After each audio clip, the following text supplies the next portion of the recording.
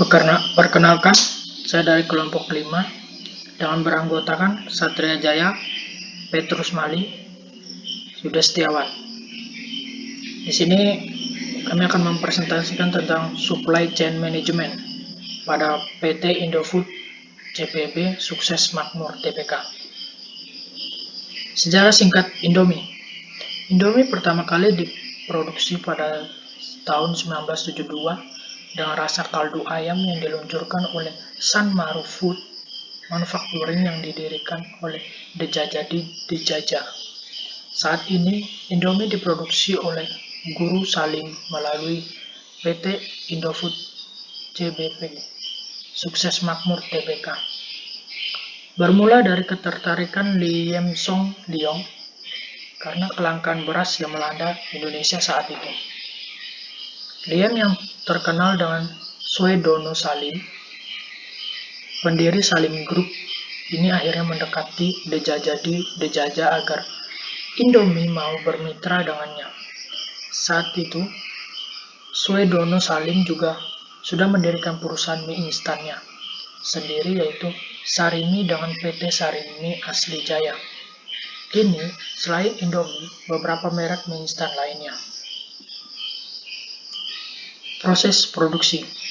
Proses 1. Mixing atau pencampuran. Proses mixing adalah proses pencampuran dan pengadukan material-material yang terdiri dari material tepung dan air alkali. Campuran antara air dan beberapa ingredient yang ditentukan. 2. Pressing atau pengepresan. Selain adonan menjadi homogen, campuran tersebut masuk ke dalam mesin pengepresan adonan. Ketiga, slitting atau pembentukan untaian.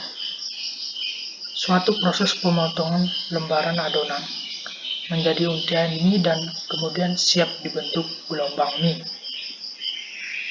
4. Streaming atau pengukusan.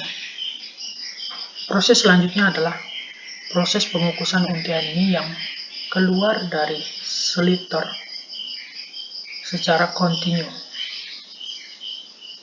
dengan menggunakan in-stream box dengan suhu tertentu. 5. Cutting and folder atau pemotongan dan pencetakan.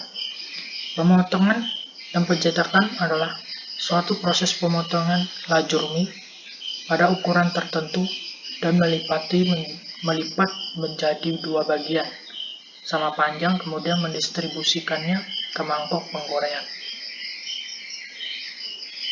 Flaying atau penggorengan. Proses penggorengan adalah suatu proses merapikan mie di dalam mangkuk penggorengan, kemudian merendamnya di dalam media penghantar panas. 7. Cooling atau pendinginan.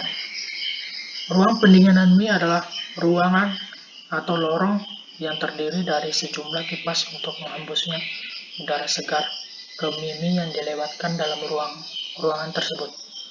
Tujuan proses pendinginan adalah untuk mendinginkan mie panas yang keluar dari proses penggorengan hingga diperoleh dengan suhu 30 derajat Celcius. Identifikasi supplier yang dibutuhkan. Tepung terigu dari Bogasari Flour Mills, Jakarta. Minyak goreng dari Salim Infomas, Jakarta. Bumbu dari PT Food Ingredient Development, Cikampek. Karton packing dari Rajipek, Jakarta. Purinosa Bandung, Supermova Jakarta, Prima Makmur Jakarta, Respati Jakarta. Etiket dari Cipta Kemas Abadi. Rantai pasok Indomie. Rantai pasok Indomie yaitu dari supplier,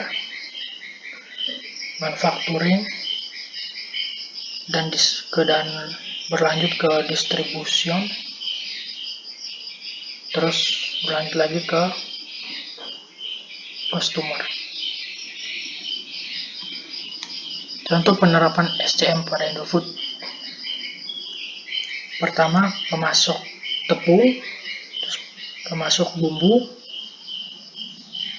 lalu diolah ke gudang bahan baku, diolah lagi ke pabrik pembuatan mie instan, lalu diolah ke lab pengujian, masuk ke pengemasan mie instan, berlanjut lagi ke distributor mie instan, lalu ke toko atau pengecer mie instan, terakhir ke konsumen. Informasi berpengaruh signifikan terhadap kinerja rantai pasok. Hasil dari uji fasilitas F adalah fasilitas, transportasi, dan informasi secara bersama-sama berpengaruh signifikan terhadap kinerja rantai pasok. Hasil analisis koefisien determinasi adalah fasilitas, transportasi, dan informasi memberikan kontribusi 34,3% terhadap kinerja rantai pasok, sedangkan 65,7% adalah dipengaruhi variabel lain. Secara keseluruhan, kinerja rantai pasok perusahaan ini cukup baik dalam perspektif distributor.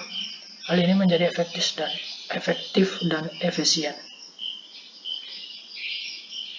Dan ini daftar pusakanya. Ini adalah foto identitas kelompok kami. Sekian dan terima kasih. Salam.